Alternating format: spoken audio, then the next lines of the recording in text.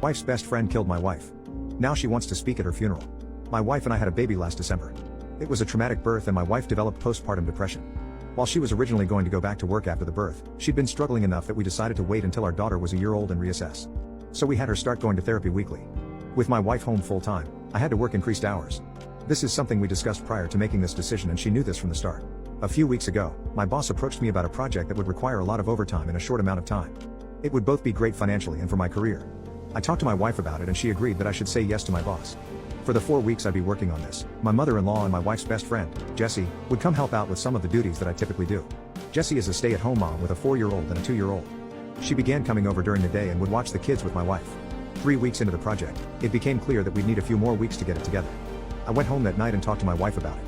She said she was okay with it, but got very cold in the days after. It wasn't unusual behavior over the past few months, so I didn't think much about it and tried not to take it personally. During the last week of the project,